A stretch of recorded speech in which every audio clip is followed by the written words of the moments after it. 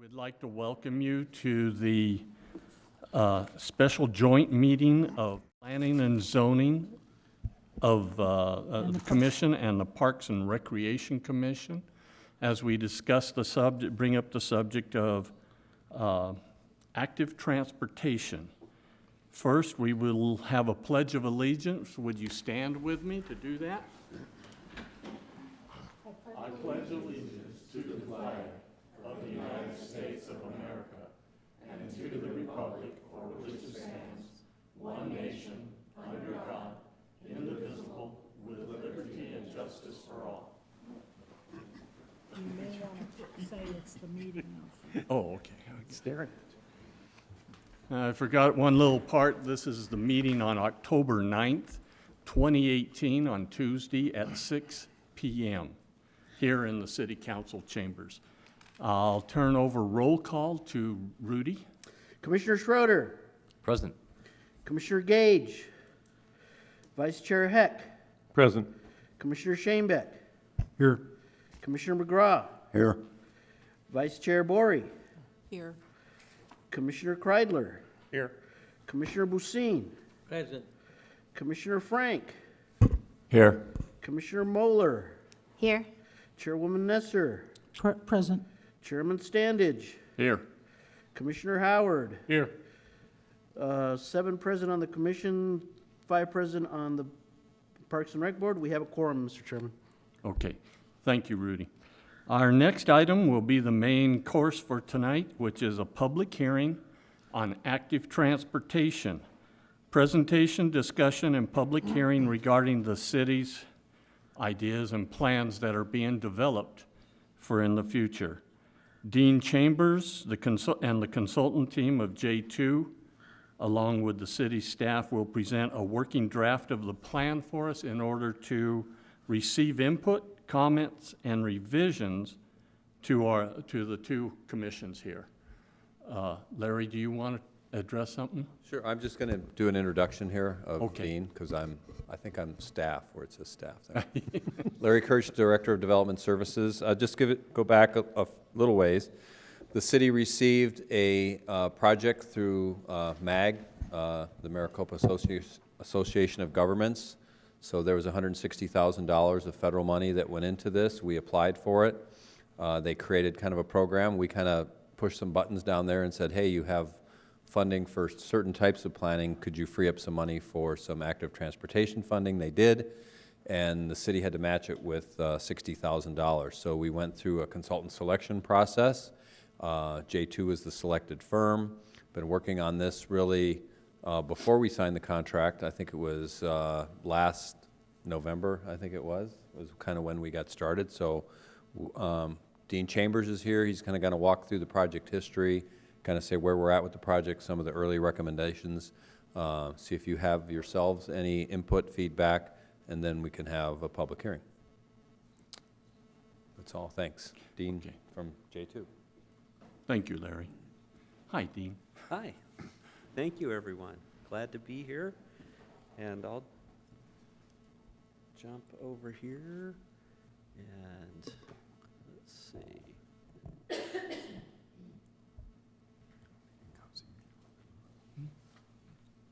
Okay, everyone should be able to see the presentation on your monitor.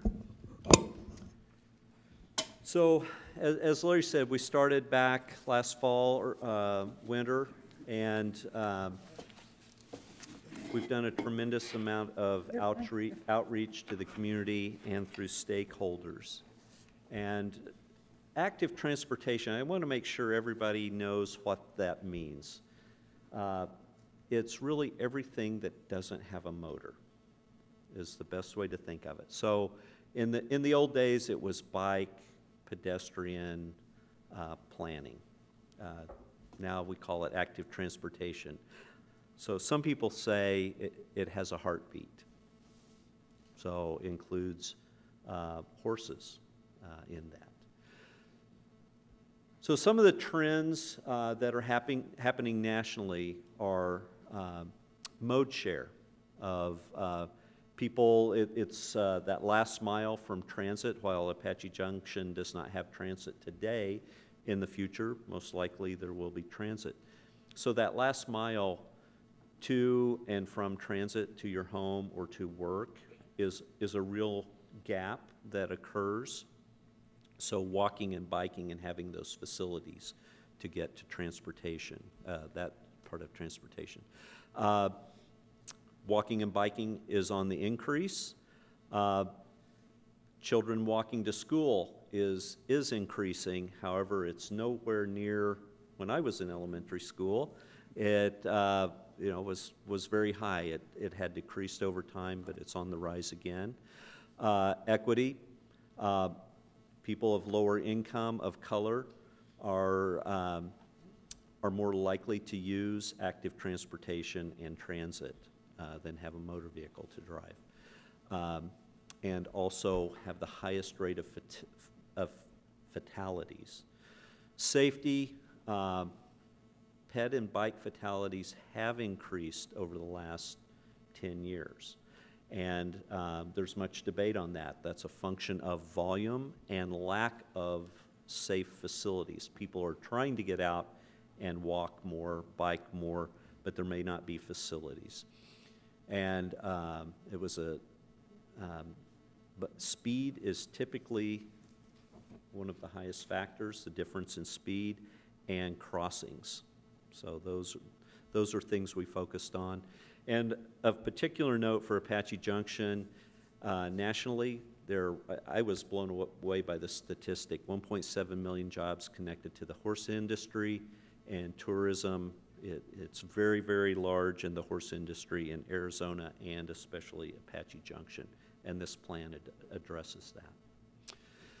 So there have been a total of 18 public or stakeholder events up until tonight, and this is the 19th. We have, after this, 4 more. We have a council work session next week. We'll be at the Festival of the Superstitions to show the plan to the general public. The following week, we'll have an open house, our 3rd one for the general public. We'll come back to you guys in early January for the final plan review, and then final plan presentation and approval mid-January with the council. So our stakeholders, a few of you are on some of these stakeholder committees. There's the Technical Advisory Committee, which is internal staff to the city, so all the departments are represented. Citizens Advisory Committee, people, bicyclists, equestrian. I think, Wayne, you're on the Citizens Advisory Committee. And I think Chip Wilson is also on that, representing both equestrian and the council. And then Agency Team Committee, that is ADOT and all the surrounding county and local governments and the state parks, county parks, and the Tonto Forest. So early on, we did a survey, both online and hard copies, and some of the feedback we received of where do you live, and almost half of the respondents were full-time, live here year-round. About 80% total were either lived here full-time or part-time. And then age, it was what, 70-some%, 55 and older were the respondents. I think we made up a little bit with the school walk event, helped with some of those numbers, but it was predominantly 55 and over were our respondents. And then we also asked a series of other questions, but really to summarize it, what are the most important transportation facilities? So sidewalks and trails and shared use paths and bike lanes. So they were all very, very important to the respondents. General feedback, make it a connected network throughout the city for both recreation and for transportation. There's limited existing infrastructure. We'll look at some of that here. And there's a preference to separate facilities off the roadway. So preference is to have bike lanes separated, sidewalks pulled away from the curb for increased safety and comfort of experience for the users. The highlights are increased connectivity, 65% said that. Wanted safer bike facilities and safer ped facilities, fill the gaps, lighting and streetscape improvements were desired, some of the neighborhoods, and this is outside the rural areas. We know rural areas don't want street lighting, but in the city, desire for street lighting, and then improved wayfinding signage. So the existing network is comprised of trails, sidewalks, bike lanes, and bike routes. And a bike route is just a sign that says this is a bike route. National Bike Route 90 comes right through town, up the 60 Old West Highway, Apache Trail, and goes on over into Mesa, weaves through town. It's strictly a sign on some of these streets. Bike lanes, you'll typically see a 5-foot bike lane. Apache Trail, Old West Highway have some bike lanes, 16th Street. But it's there.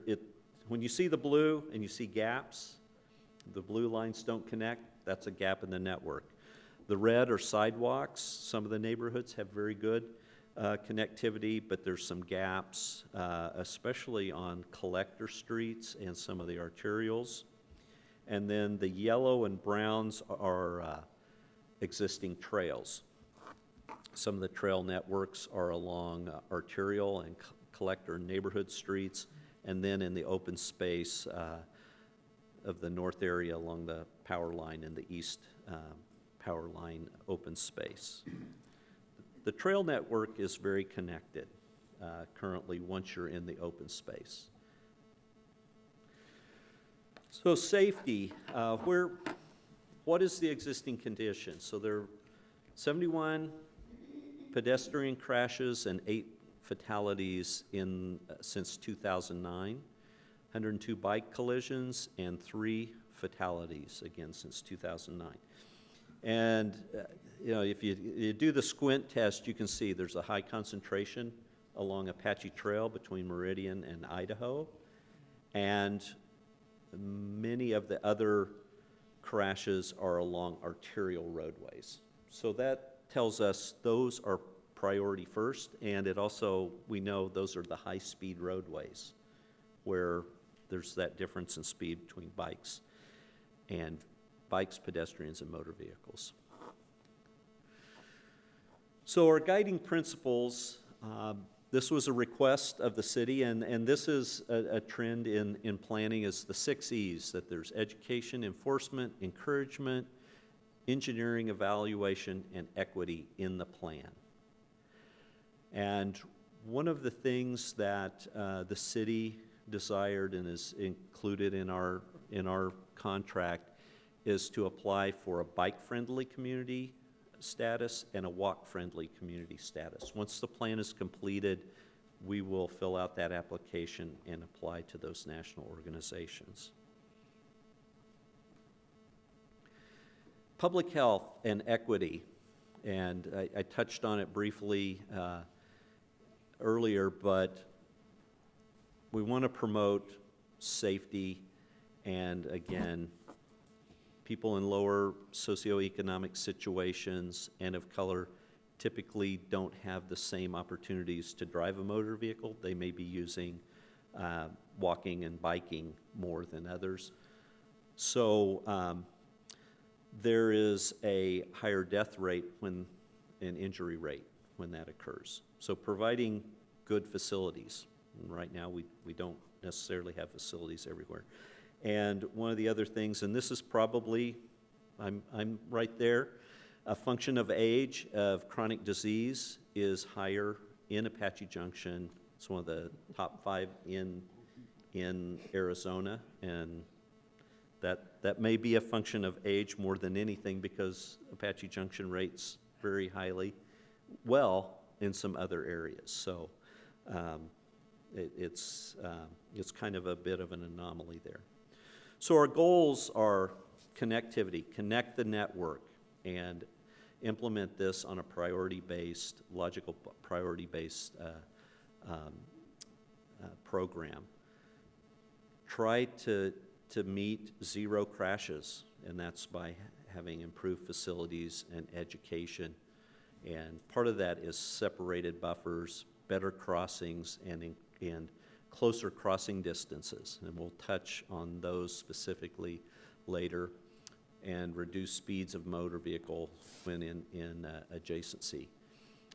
Provide healthy transportation options. Increase capacity for active transportation, but match roadway size. So we've looked at roadway motor vehicle capacities also, trying to balance the system. And then Apache Junction is in a great position to brand this and create signature designations. And we'll talk about Legends Loop, a loop around the city, connect the north and the east open space all the way around the city. Name that. Name facilities, trailheads, trails, bike routes, so people connect, that it's just not a line on a map, but it has a name. I'm going to take the Broadway bike route or whatever, the old Apache Trail. So all of this is keep the native desert character native, keep rural areas rural.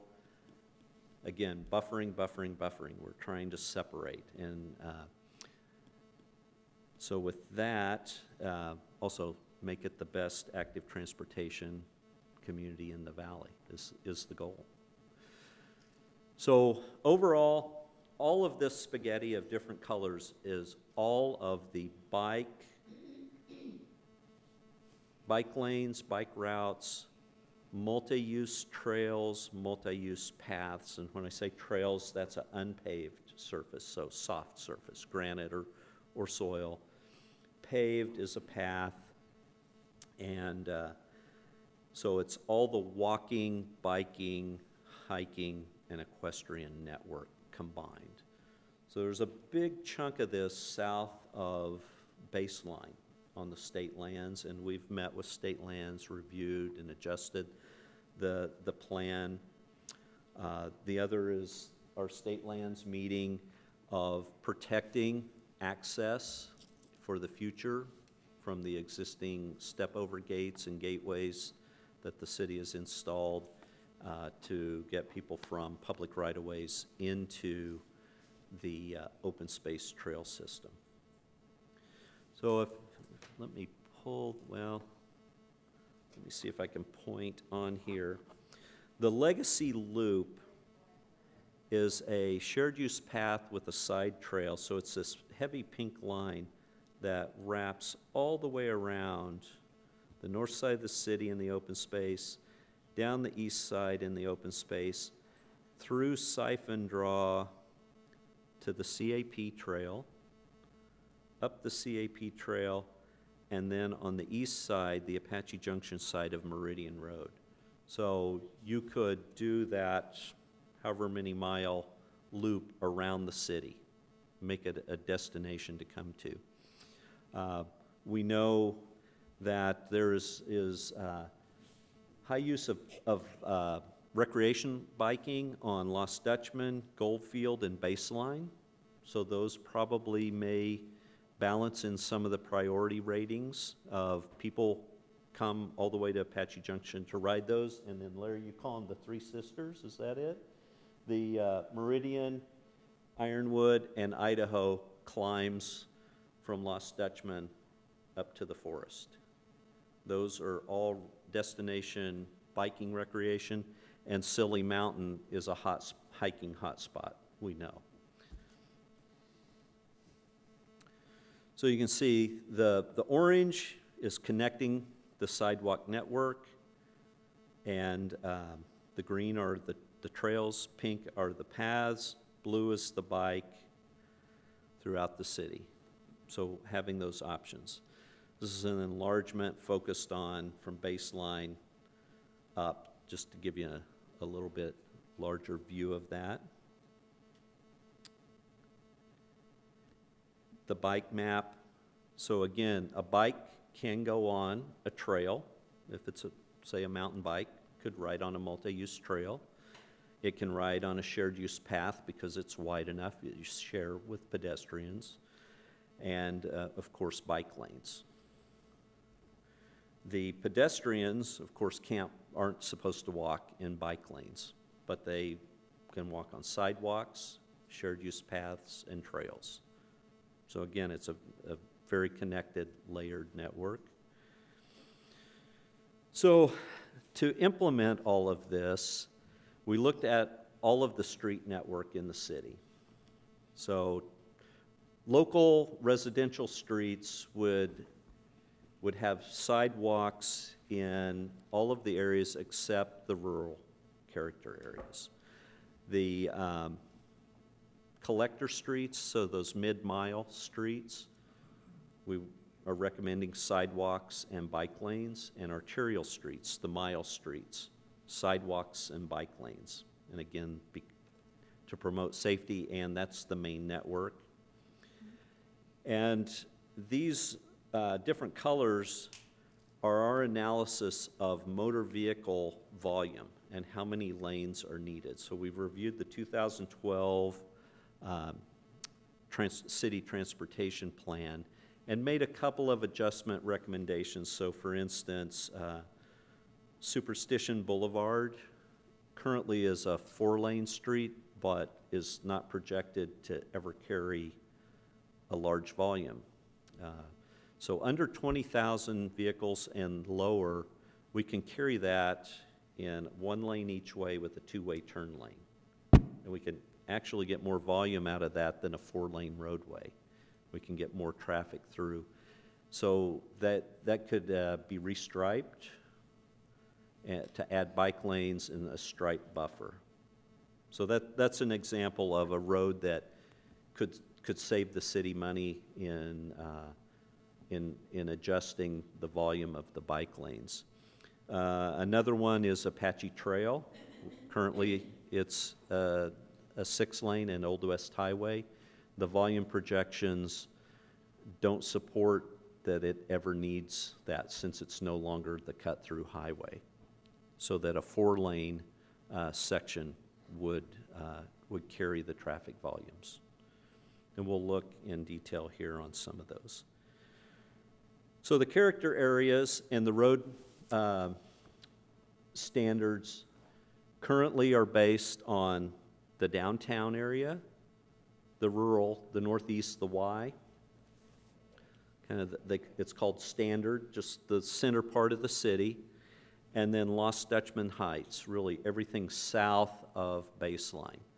And there are current standard details for all of those areas.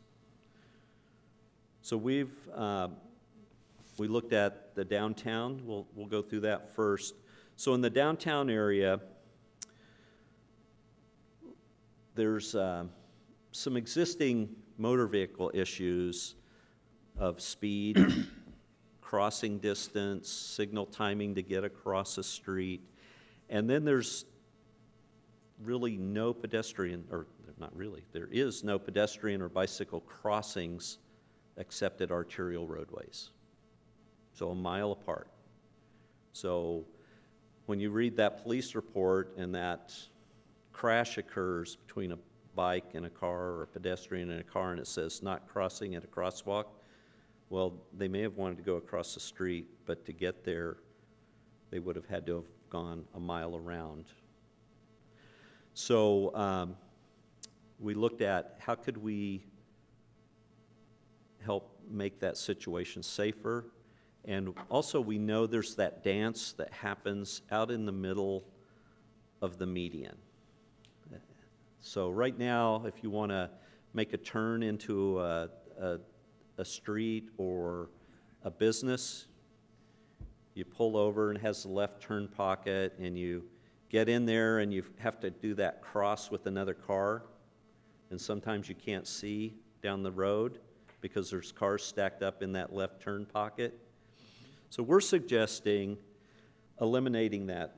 Currently there's, I think it was 21 points of conflict in each of those intersections, just out there in the middle of the street. And we're saying, let's reduce that and do what's called a median U-turn. So what you do is you don't drive across if you're coming up from the side streets. You would make a right turn and then make a left turn, a free left in the median. So you reduce all of that conflict in the middle. That also creates an opportunity for a pedestrian and a bike crossing at all of those locations. So it opens up the median to have safer crossings. The other, and we're recommending 2 lanes each way, turn pockets, but bike and pedestrian lanes. So, you know, the downtown area, you know, there's not historically a downtown, and having the big wide median was a highway. It was the highway, which is a blessing and a curse in some ways for having a downtown. So a downtown, you want to slow people down, you want people to cross the street, you want to have that two-sided commercial occurring. It's a destination. So in the upper detail, cross-section, we're recommending a multi-lane boulevard. So there would still be 2 lanes traveling through, as they do now, at 40 miles an hour. Then the bike and trail would be between that and a side street. And we have what do we have, 300-foot right-of-way through here, isn't it? That the buildings could come to the right-of-way then, and we can create that downtown district with parking on these frontage streets. So this is a technique that's been used throughout the country in these situations. Cathedral City, California had a very similar situation and implemented this about 15, 20 years ago to generate a downtown, because they were the cut-through highway from LA to Palm Springs. So similar kind of situation. So this is just in the downtown area from about Rennick to Idaho. Wouldn't be all the way through. Then the rest of the road is more of the kind of suburban, rural character, you know, the iconic median. So it varies from 60 to 80 feet. And we're recommending that median U-turn, and then placing the bike and pedestrian facilities on the sides, pulling them off separated. And then the smaller streets, mainly the vacant areas, and as land redevelops in the downtown, of doing the downtown standard, which is what's been done on the one segment of Apache Trail in front of the park, if you know that area, and that's the True Value hardware, right, in front of that True Value. So our oops, make sure I've got my streets in order here. We'll go with Los Dutchman Heights. So south of Baseline, it's all state land. Development is coming someday. It's coming. State land's in the business of getting the highest profit for the state. They're mandated to do that. So positioning the city to have good street standards, so when development does occur, we have a connected motor vehicle, bike, and pedestrian network on the roads, and they're enjoyable and they're safe. So that is, we're showing separated streets. There's existing street sections unfortunately, they didn't show bike lanes, so the bike lanes have been added.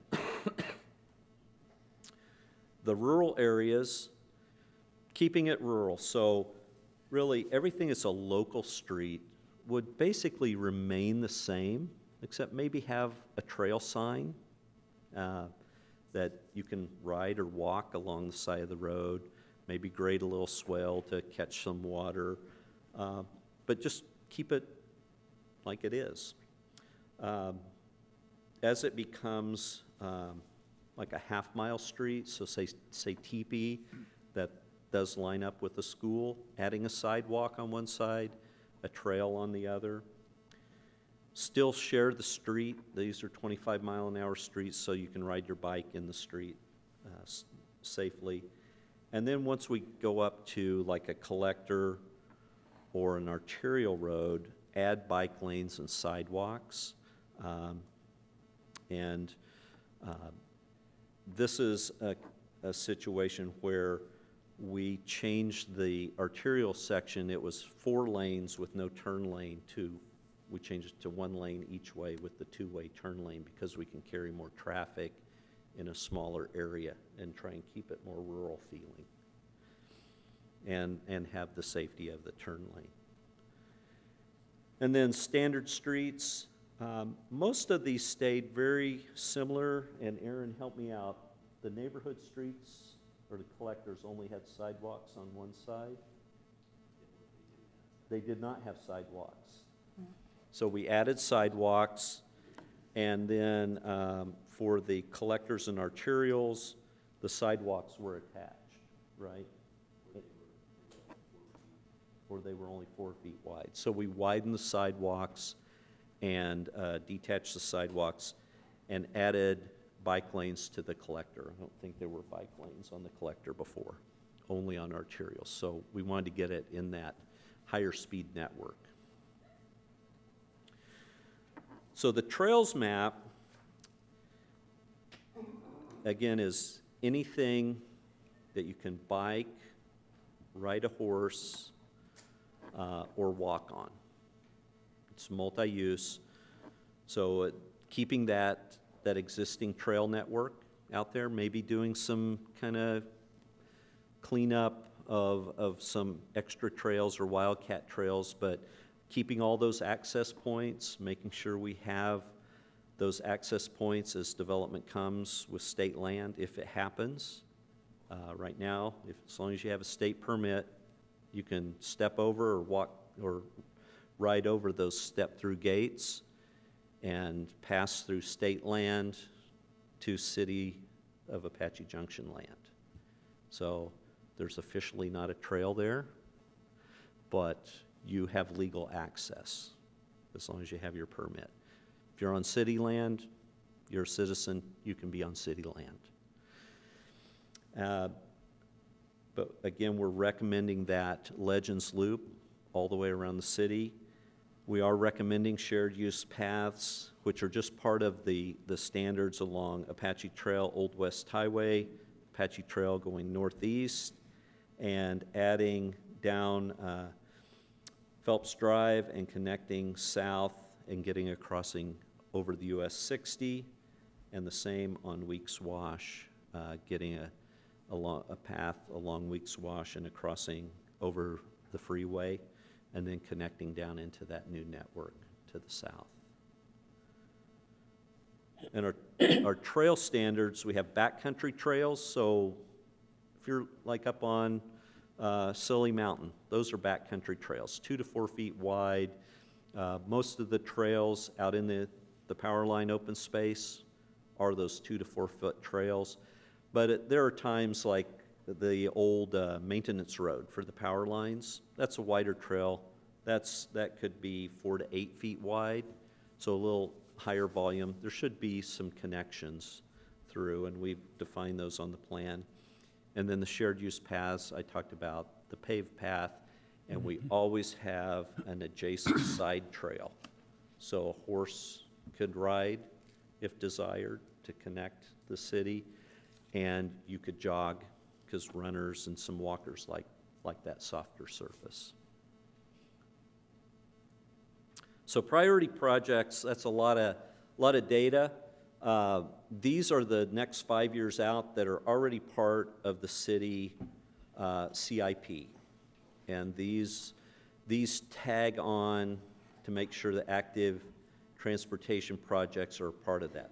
Most of these have an ADA component already in the project. Sometimes it's just striping. Sometimes it's signing and striping. Sometimes it may be adding a path or a trail.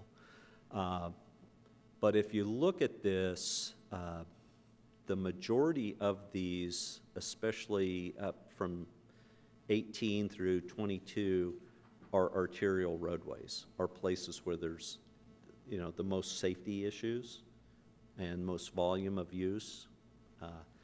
Those roadways are the same way, so for motor vehicles. So it's incorporating those facilities. And then in the future, looking out, there's also arterials, some neighborhood work, and some things in the downtown, and also a park and ride in the downtown.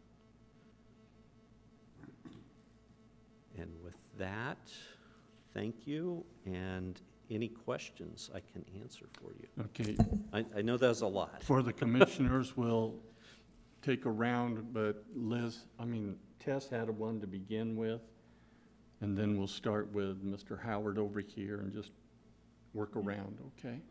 Dean, I have a question for you. Back on your screen, when you first started, about 3 screens ago, when you were showing the plans with sidewalks and the options, the very first one for the downtown area, my question is how you showed how you narrowed the median Okay, down the, yes, this one right here. yes. The yellow one up here. My question to that is, because I like the looks of that, but the median that we have now down the trail is, the purpose is for water catchment on floods. Yes. How much narrower is yes, this? and we've gone into some detail with Public Works and Engineering. To solve that drainage issue, the median isn't,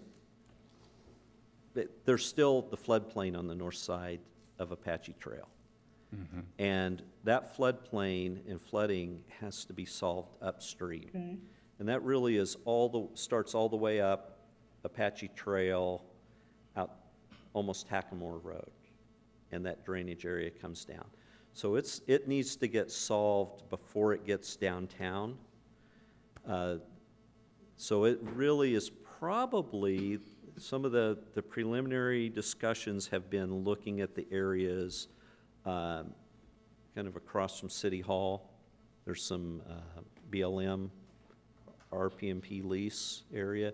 Could some of that land serve to help solve the downtown drainage problems instead of, you can't solve it at the end, you have to solve it upstream. So then, with that solved, the roadway could be, the median could be narrowed. And you believe that's doable, that would Yeah. get done and resolved first? I mean, It would have Have to. to be. You'd It'd have have to to be, solve, but I you'd have mean- to solve the drainage. Yeah. And really, that flooding is an issue for those properties and those businesses there on the north side. The road is essentially a dam that catches the water before it goes south. And so it needs a catchment upstream. It's doable, it's just time and money. well, Yeah. but in other words, we should be doing it now, You but should we be can't doing, afford you it should be now. doing that anyway, no matter No matter what. whether you change the road or not. You should be solving that But that flooding. has to be done before this could be done. Correct. Okay. So there are, Public Works Director is exploring, and we have Goldfield Wash that starts north of the roundabout here.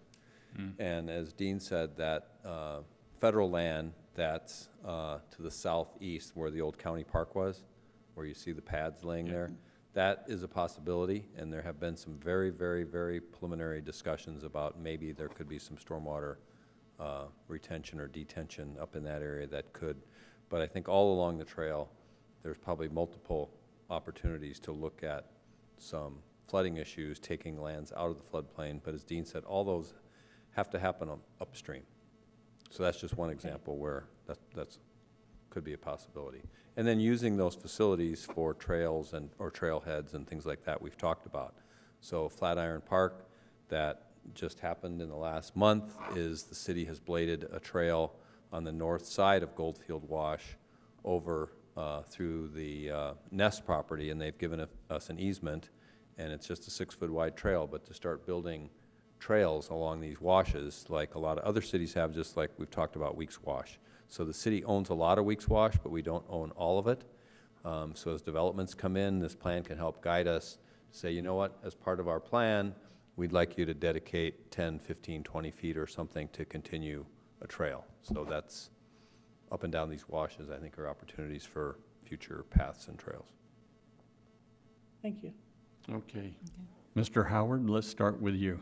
Okay. You have a question. I do have one. Do we have local, and I say local, somewhere in the state of Arizona where you have implemented a similar plan to what you're proposing here for Apache Junction? Overall, Yes. most communities have already developed a bike and pedestrian plan.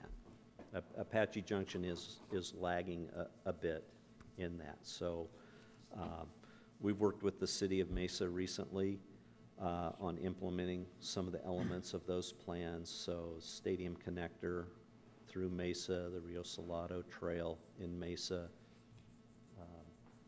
the canal trails in Gilbert.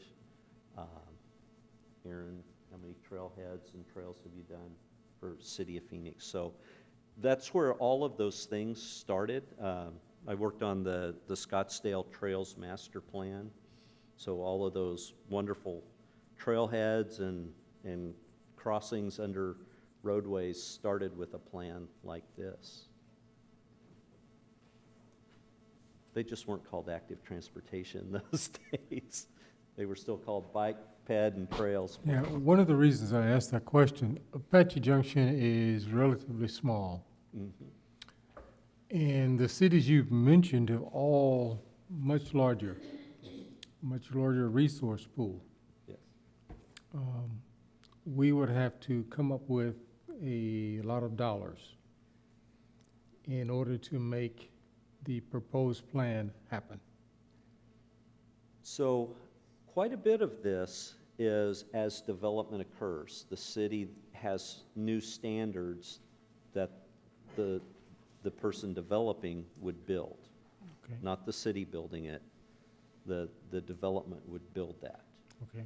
So again, for instance, everything south of baseline, it's having those new standards that have the bike ped facilities in place, ready to go, because currently the current standards did not address all of that. Some of the other things are tagging on to existing CIP projects, like we're recommending that the city's going to do a mill and overlay project anyway. And it's a matter of when the stripes go back down, that they now include the bike lane and in a configuration of maybe a stripe buffer.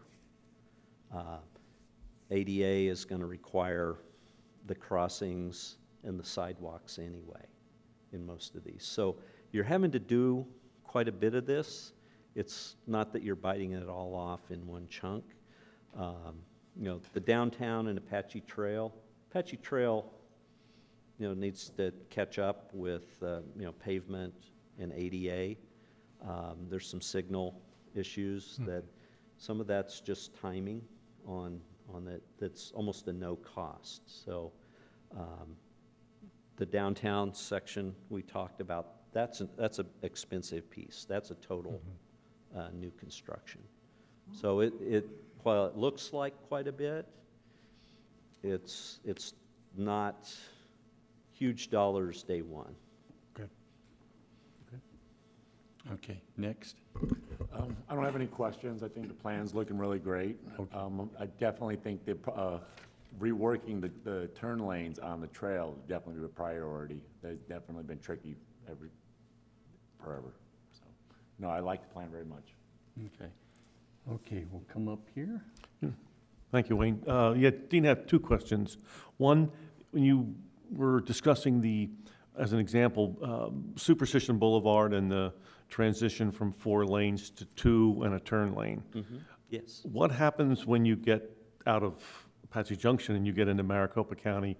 Do they have to comply with that? Does ADOT make them do the whole thing? It would be a or- transition. There'd have to be, there are engineering standards for tapers of the motor vehicle lanes and transition points for bike lanes. So there would be a transition on the Apache Junction side. Okay, so that doesn't have to go all the way No. along? then? Okay, all right. No, it doesn't. And when you think about Apache Junction, when we really started looking at the traffic volume numbers, you go north, you go east, you're hitting the forest. You're not that far, and the population density drops off. So it's vascular, the road system is, there's just less need for road lanes as you go north and east. Right, and I certainly agree. Yeah. Superstition Boulevard is seriously underutilized, so I think that probably is an opportunity, so. Dean, second question, the median U-turns that you were describing, so does that set up then that U-turn, that in each direction, east and west, they would both U-turn at the same place? So that they'd be No, crossing they're over? separated. So for instance, my right hand would be going eastbound, and I would want to make a left-hand turn to go westbound. So I would be over here about 300 feet, Okay, and my left hand would be a westbound. so they would never be crossing They're over? about 600 feet apart. Okay, all right, So, yeah, okay. you're totally separating those and try it, that's kind of a rule of thumb. There's adjustments, but there'll be multiple ones between each mile where Okay. the traffic And, signals are. and you had mentioned that there would be pedestrian crossing there, is that? In between, so say at Thunderbird. Thunderbird Street's still on the south side, Thunderbird Street's still on the north side, and right now, you really can't cross safely. You're out in that car dance. Right, But this allows, because also having fewer lanes, going from 6 to 4, there's a shorter crossing distance. We're able to mark that crossing, and then you're able to be in just a median, walking till you get to the next 2 lanes to cross. So instead of 6 lanes plus standing in the middle of a pavement of cars turning, you're going 2 lanes through a landscape median, I got it. through I 2 got it. more Okay. lanes. All right. So those could have pedestrian controlled. They can be just signed. It depends, there's some warrant that the traffic engineers have to go through on. You're not thinking of traffic signals or anything like that? They could potentially have pedestrian controlled traffic signals if warranted, Okay, all right. but they may not. Please, we don't need more traffic signals if we can help it, but. That's a function of the math of the volume and. Okay. All right, very good, thank you, Dean. Frank?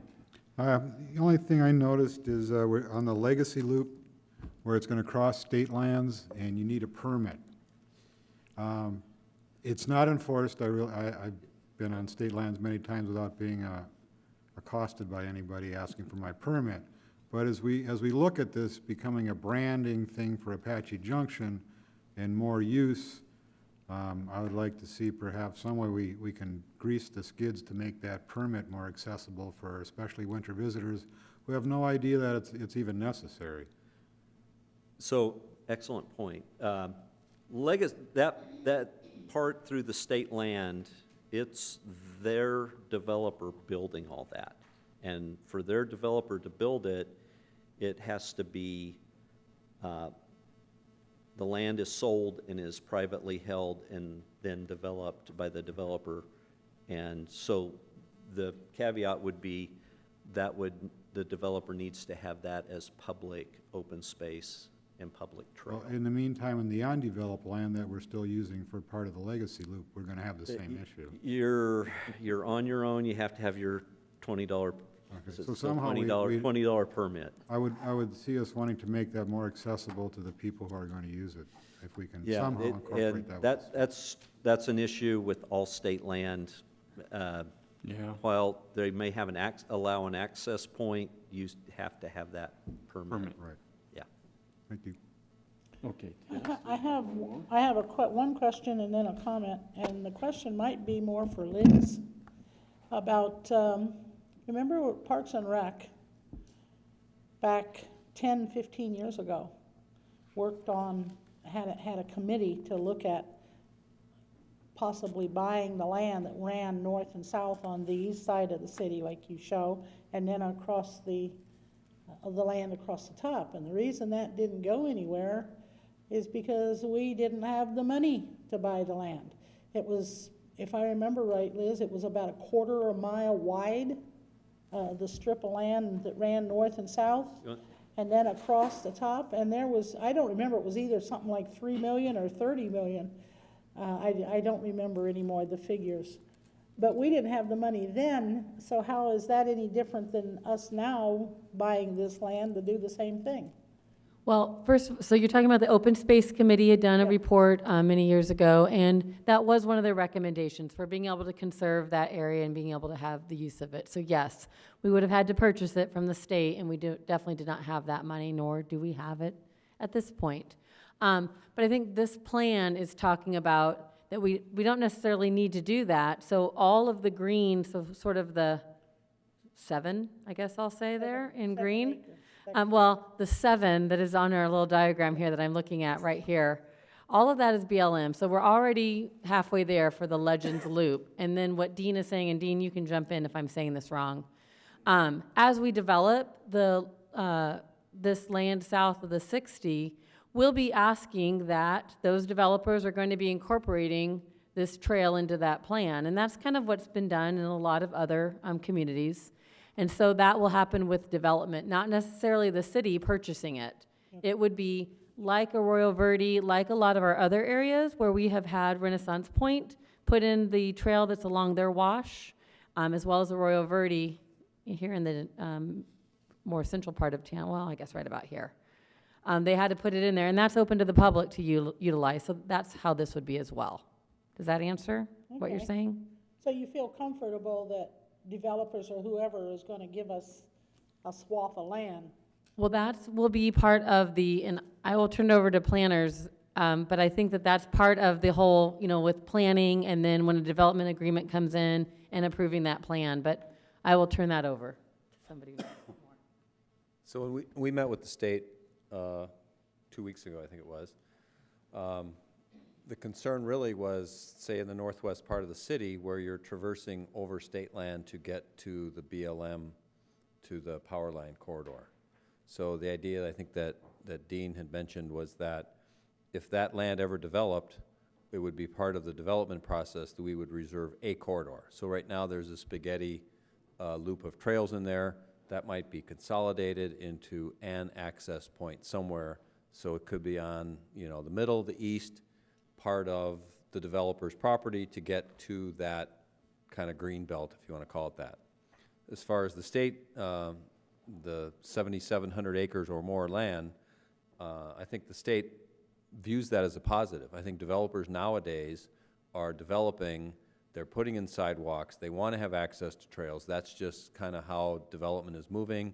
Part of it is, I think, because we're planning for it, but the state looked very favorably on having Siphon Draw have a path on either side of the trail that a developer would think that's an amenity, and that actually raises the value of the state land. And that's something, even though it's a requirement, it's something that developers want to do. What if So- there's no developer yet, though? Then it doesn't happen. It doesn't happen Yeah, until there's a and developer? the city would have to go in and either get an easement from the state, and you have to, or I think that Okay. she had another term for it, but where we would get a corridor, we would have to pay for that. So the legacy loop happens as it happens. So a lot of these cities, it takes them multiple years to, Tucson now is a 100-mile loop. That didn't happen in, it happened in 20 or 30 years. Okay. So But using, and the map doesn't show it, probably because you can't see it on the screen, but there's also other washes that we're also thinking the same thing. So it's not just the major FEMA wash, but there are other washes that developers would want to tie into that we're trying to discourage developers at this point from relocating all these washes. So just like has happened in Renaissance Point, the wash stays where it is, you don't move it to the perimeter and then move it down behind the sidewalk, and it's make it a natural amenity. We're working with a developer right now that's looking at some land, and their first thing was to relocate the wash. Well, then they looked at it, well, they have to cost money to pay to relocate the wash. You're building a whole new wash when there's already one there. So why not just design with nature than try to design around it? So I think ultimately, developers ought to embrace this and dedicate those. They don't want to own a floodway, or if it is owned by an HOA, it would have public access throughout. Because Okay, there's going to be more than one developer here, ultimately. thank you. Dean, I have one comment. Back early on in your presentation, you were talking about education, it's like the second screen, about the public, no, The 6Es? no, the next one, I think.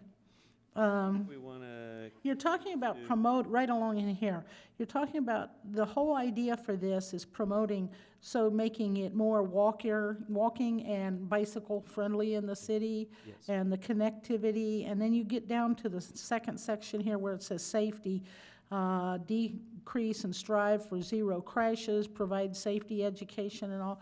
Now, it might be in there, but what I haven't heard you talk about that's always been a concern of mine. I remember when I was a kid, some of you might remember, a long time ago, when back in the 50s, every kid had a bicycle. We were all riding all over the Yes. place. But kids weren't getting killed right and left because we were taught bicycle rules. I mean, how many people here probably know, what do you do when you come to an intersection? well, You get off your bicycle and you walk it across the intersection. Kids don't do that nowadays. I haven't heard you talk here, other than these two little things here about provide safety education.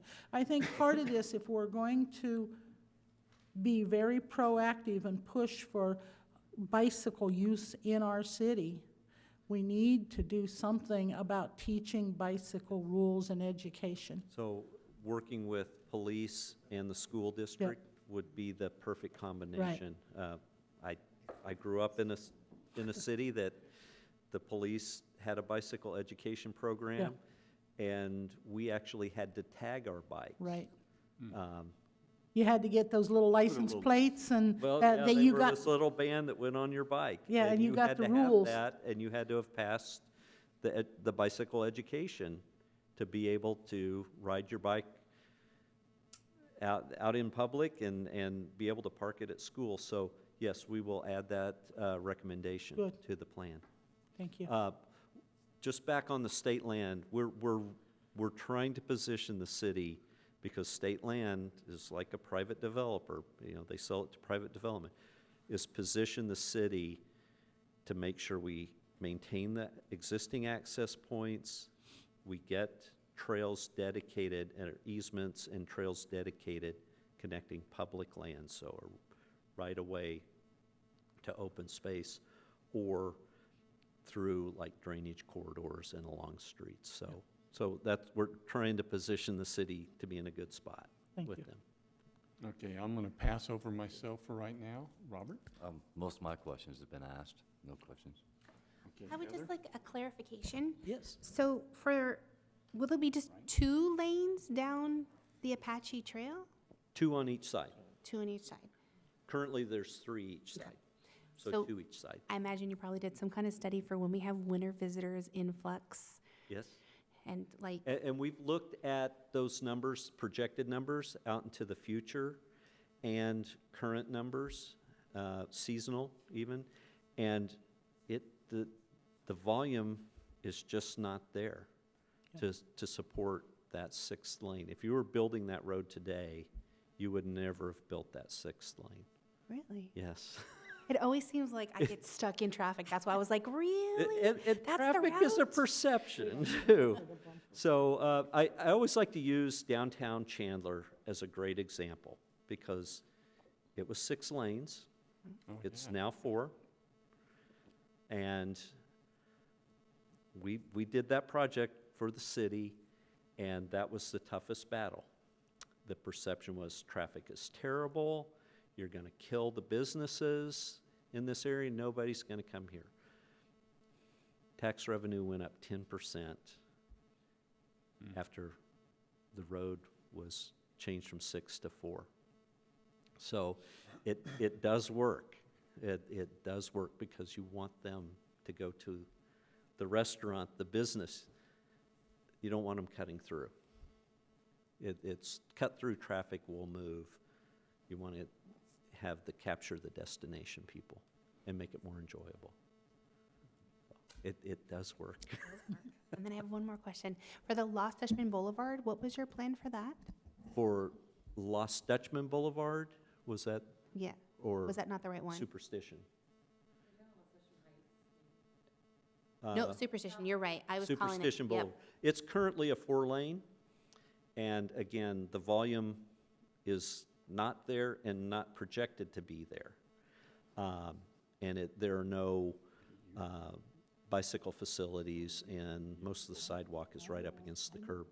So a good interim compromise would be to just restripe those outside lanes as a striped, buffered bike lane. And that road will, again, carry the volume, existing and projected volumes very well. I think I want to say that on Lost Dutchman Boulevard, right now, the peak is about 6,000 cars a day, something like that. It's the winter. Superstition. Yeah. So, as Dean was saying, you can have a 3-lane road that can carry 18 to 20,000 cars a day. So you could have 3 times as much traffic on Superstition than you do today. I think the traffic counts are somewhere on our website. I know that we do every 3 years or every year. So they try to do them sometimes in the winter before the winter visitors leave. But those volumes are just not there. And part of it is because, you look at the land use. Superstition Boulevard ends now, you can't even, it ends in a barricade, I believe now, Oh, right? yeah, it Or does. Lost Dutchman does. So then you have that mile of undeveloped land, then you have a mile of 1.25 acre, 2.5, 5 acre lots, and then you have the forest. So that 2012 plan that they looked at, I think J2 has kind of relooked at that and said the traffic volumes probably aren't gonna be there. So. So a quick engineering rules of thumb. A travel lane, motor vehicle travel lane, can carry 8,000 to 10,000 cars. So that road's carrying 6,000, 7,000. It's just not there. And we looked at the intersections, we looked at the directions. We were kind of shocked on that one. Just because, wow, it's a big street, but there's just not the volume. That works. Thank you. Again, if you were going to build it today, you wouldn't build it that Right. wide. Yep. Dean, first, thank you very much for this presentation. It was very informative. You mentioned a city that you were kind of modeling us after. Could you tell me what that city was again? Somewhere in We're not modeling you after anyone. You're You were- very unique. you were but kind of modeling So- somewhere in California, I think you said. So the downtown, I was giving an example, Cathedral City Cathedral. Yeah, that was the name. has a multi-lane boulevard through the downtown area. And again, it was the old highway from LA to Palm Springs. And they were doing an urban revitalization program. So we worked with a firm out of San Francisco on that years ago. Okay, thank you. I didn't hear anything about light rail, and, I mean, at one time there was plan to connect down through that medium, that light rail. So current plans, it's not on the plan that I know of. And so we didn't accommodate that in any of the planning documents. Well, there are several cross-sections that you could do for downtown. The one depends on the width of that. I mean, some light rail, it's still in the middle of the street, or 16 feet wide, I think if the median is 16 feet wide. So just to, not to correct Dean, but to correct Dean, it's 200 feet wide, the right-of-way. When you get east of Idaho, it's 300 feet. But within that cross-section for downtown, even with a 16-foot, you probably could do light rail even in the 16. So they're taking it out to, there's talk about Gilbert Road, I guess, right? But as far, so we don't want to do something that would cost us money to tear it out later. We do want to plan for that. There's also another study that is going in Maricopa County between the city of Mesa, Maricopa County, and ADOT. So in Apache Junction, ADOT has given us that right-of-way for the old US 60. So on the other side of Meridian, that right-of-way is still owned by ADOT. So there's a big study going on right now. It's kind of asked those stormwater questions, but it's a safety project. There's a lot of the same kind of things that are happening in AJ are happening between here and the 202. And so I don't think anybody wants to preclude someday that happening, but it's probably, Way down. a long time out. So anyway. Okay. Couple of questions. First one, is there an estimated annual maintenance cost attributed to maintaining all the trails and pathways? We do not have that in this plan. Can work with Liz. I don't know if you have an existing O&M on the trails. Multi-use trail The- system, we yeah, can look at it and Yeah, see. yeah. We can look at O&M costs. Okay, because that would obviously be a concern to me. Mhm. And then a couple more, as far as reducing the trail from 6 lanes to 4 lanes, Mhm. is there an estimation of how much traffic would then move to Broadway and Superstition? The numbers would not, the numbers just aren't there to move.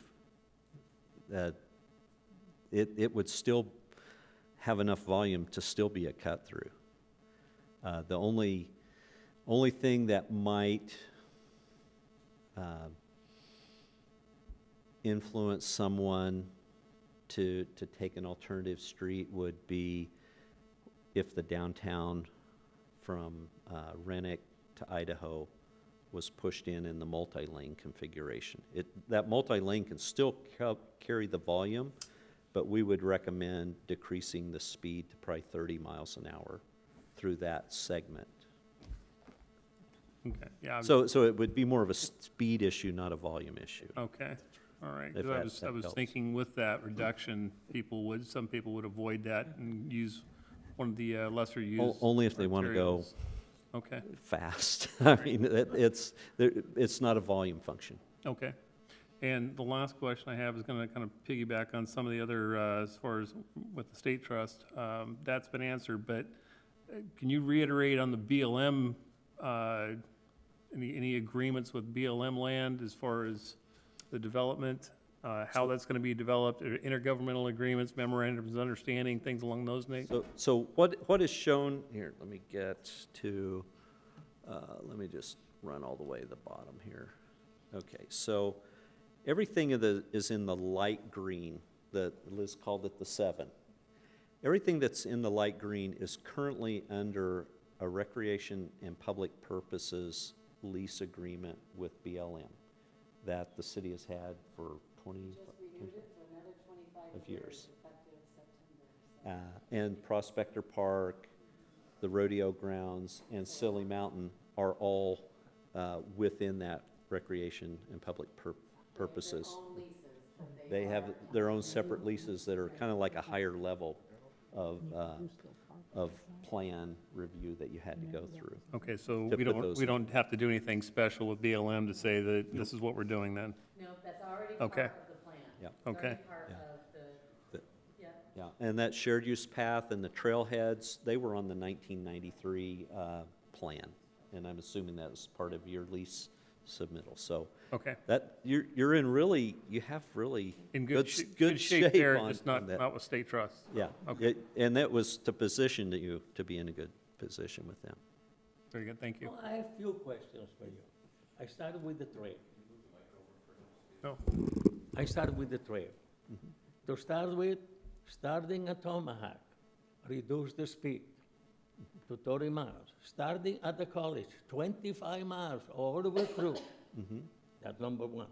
Number two, inside of the trail, we need the sidewalk in the center with the median and cover up the median. Don't allow, they said that we have to have the running water. They can be done on pipes and everything with curves and everything.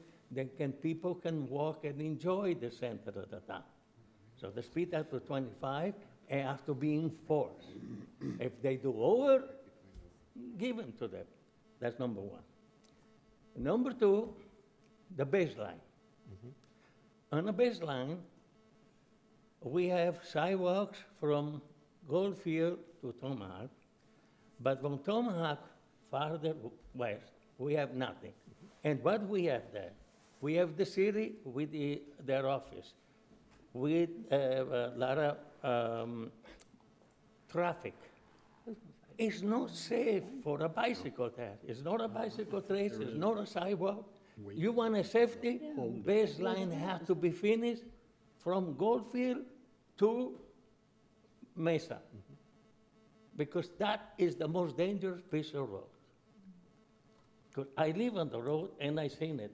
I see people with a bicycle riding on the sidewalk because it's dangerous on the road. There's no protection. And we have lots of land there that we can do it that way. Maybe it costs a few dollars, but that to me is the number one job that the city should do it, because they got city business there, we have a dumps area and everything, a lot of traffic every day. We have maybe over 100 cars every day go for testing on the station there. Is a lot of traffic in there.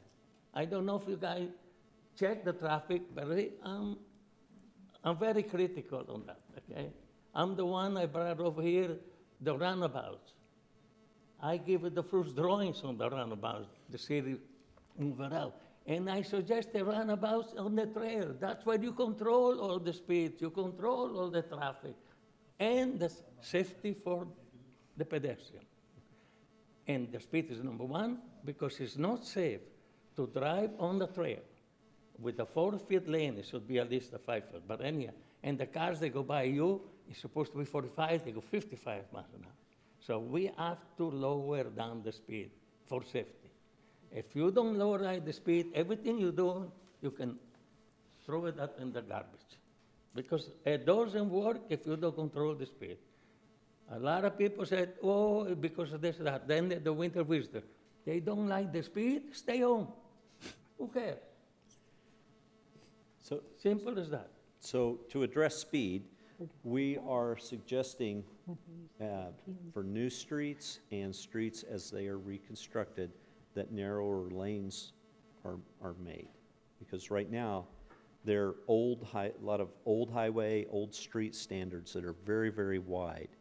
And it's been found for safety that 11-foot lanes are the safest, and it helps reduce speed.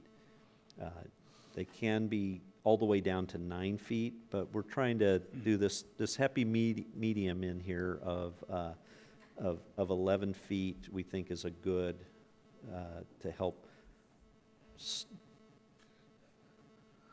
people drive the speed limit or under instead of easily over.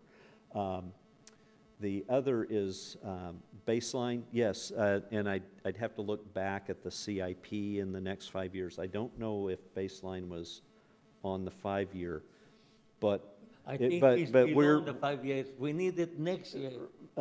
Trust me. But we're looking at also a 6 to 10 and 11 to 15. We don't just haven't developed those yet. Part of the issue on baseline is, I believe, because the state land is involved and county islands, that complicates things. Not that you couldn't do a project with the county, but my understanding is that baseline today is built on the north section line, so there really isn't all the right-of-way. We won't get that until that develops. So yes, it's a roadway that's like Lost Dutchman. It's a two-lane road, there's no sidewalks, it's desert on both sides, or a golf course. But as that develops, that's really how the plan goes into effect. So the city doesn't have the money. If the golf course were ever to redevelop, that developer would improve baseline. But the city just doesn't have the money to do from Meridian to Goldfield, although it'd be great and improve all those safety devices. Part of it has to do with money, and the other part has to do with we don't control the land, so we can't just go in and ask the state to give us the land so we can make the improvements. I don't talking about whether the golf course. I'm talking about this side where the city have their office, their thing, and the north side is the station with they checking all the cars and everything. I'm talking that part there from Idaho to Tomahawk. It's not to the golf park. Don't get me wrong. Right there, and never gonna develop because part of it is the city on the north side. It's already ours. So don't give me the nonsense. I know by heart there. I'm walking every day that way. So I know almost every stone that is over there. So don't give me Larry. Well, I thought I heard you say Meridian, and I thought I heard you say Goldfield, so that's how I responded. Easy. Yes, an interim suggestion until the state land develops. That's a good point, that should we do something within what we have, then it comes down to a matter of money and where it falls when the numbers are applied for safety numbers of where does it rank. But certainly we'll look at that as an interim. We looked at the ones on the 5-year of is there an interim solution, not the ultimate. No, I understand because this is not in the 5 years. I already checked on that. Yeah. And I think it should be in the 5 years. Yeah. So we'll apply a logical, statistical-based recommendations on priorities. So we have a ranking system. Okay. Okay, Dean, I have one question, and it'll probably be for Larry. The goal of this is to get this into the master plan, correct? Sorry to make you do another deep knee. Well, the general plan for the city goes out to referendum. Yes, sir. So the general plan is not necessarily as detailed as this. There could be a summary or a component. There also is a circulation element in the general plan. So the things that we can pull into the general plan. This will be, how do I say it? The council adopts the general plan by resolution. This can be adopted by resolution, but it could be a chapter within the plan or cross-reference. I haven't figured out how to do that yet, but yeah, I think we don't want to have all this work not go into a circulation element within the general plan, within the master plan. Because I do know that if you got it in your master plan and you come up with a grant, they're going to say, okay, they're serious. Right. Yeah. Yeah, this will work for, and I think that 2012 plan gets, in theory, updated every number of years as well. So that 2012 transportation plan, there has been a transit development plan that was done for the city. Some of those are subject to funding and updating those plans, but certainly everything. And I can tell you now, already working with some developers, the Plan Commission just did a general plan amendment for that 37 acres at Goldfield and 28th Avenue. We're already applying some of these, working with Lennar Homes and others to try to implement this plan even before it gets adopted. So I think the Public Works, city engineer, people are already embracing this plan and trying to do as much as we can, because we'd hate to even have Lennar not kind of take this plan into consideration. Okay, thank you. All right, we've completed this segment here for you, Dean. All right, thank you. Our next one is what? Well, just one more time, maybe for the public too, just the schedule, and then we can open up to the public hearing. I just want to remind folks before Dean loses his microphone here. So we have a city council work session next Monday, the 15th. We will be at Festival of the Superstitions in the city booth will have information for the public and feedback, comment sheets. That's Saturday, November 10th. A community open house, and have we set our location yet? No, we haven't set our location, but November 14th. And then we'll be back to this combined commission meeting January 8th and final adoption January 15th. Okay. All right. I know this is Thank you, my Dean. brother's birthday. Okay, we've completed the presentation, public hearing. I would like to open this to the public. Rudy, do we have any people that signed up to do it? I didn't get any public hearing requests to speak, but it's open to the public. Yeah. Okay, all right, I'll totally open it up to the public. Is there anybody who would like to come and make a comment? Okay, sir? Now you can tell him now Yeah. to give his name and address. When you come up, please give your name and address, please. My name's Jason Moeller. Address is 3033 East 16th Avenue, Apache Junction. Okay. I just have one question on the revamping of the trail. Speak into the mic. For them to go to the. Stand up to the mic more, please, and watch the lights. You'll have 5 minutes. Oh, okay. Just one question on the trail where they're going to do the U-turns. Is there going to be any crossovers on it You can't ask at all? questions. Or is it just No, going to be all the U-turns? You're not supposed to ask questions. You Oh, can give okay. your input of what you would like. Okay. My only concern to that is if it's all just U-turns, then Station 1 Fire Department uses the crossovers to get to this side, to the south side of the trail a lot. So if there's no crossovers, that's going to really increase their response times to calls. Okay, That was my. that's Thank all? Okay, thank you. Larry, do we look at that as a? No, you would look at his input as direction for you guys to do something later? No, I Or mean, to Dean check- can try to answer that at the end of the public hearing if you want us to.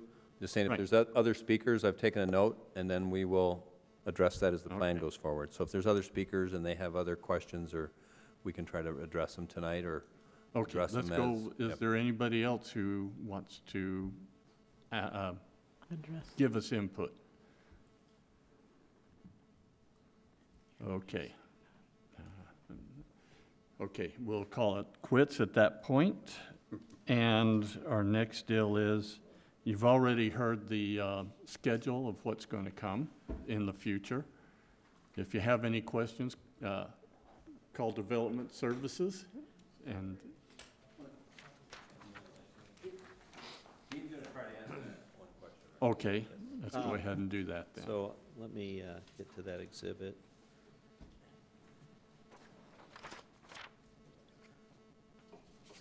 So you don't have a very good view on this screen. So you're welcome to come up and look on this screen to have a little bit better view. What it does, the median U-turn just pushes the turning movements down. Yeah, it's still too hard. So instead of crossing straight and getting into all these 20-some conflicts, for instance, an emergency vehicle would make a right and a left. So it would go down the street a little bit, make a left, and through. And so it would actually reduce response time because it eliminates conflicts. He's not allowed to do this, really. Correct. They That could be something, a detail of, could there be emergency access through that median? We could look at that. Okay. Thank you. Thanks. So usually it signals for emergency vehicles, not all emergency vehicles, but there's an Opticom system. So usually a fire truck can trigger the signal with the Opticom system, so they do get preference through the intersection. So as Dean said, well, you could have, depending on the intersection, Right.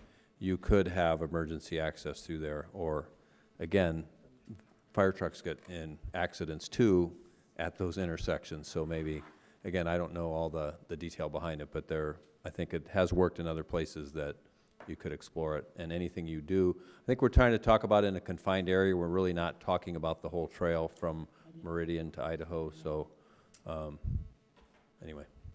Okay. So, all right, if anybody has any questions along the way, we do have a website. It is still at ajcity.net/active, ajcity.net/active. So we are trying to update that. We'll put the draft, there's the draft document, and we'll try to get that out so we can get comments, and we're going to certainly send you the draft document here in the next few weeks as well. So we'll have that. We'll have the draft document probably by the 14th for that public meeting, I think. Was that our plan? Okay. So you all get the draft document, and you can see something that's not on a tiny screen, and you can, and if anybody wanted it in color, we could, but we'll send you a PDF, and we'll print it out for those who want to see the thing in color. So thank you. Okay. We'll adjourn this meeting now at 7:26, and thank you all for coming. That's it.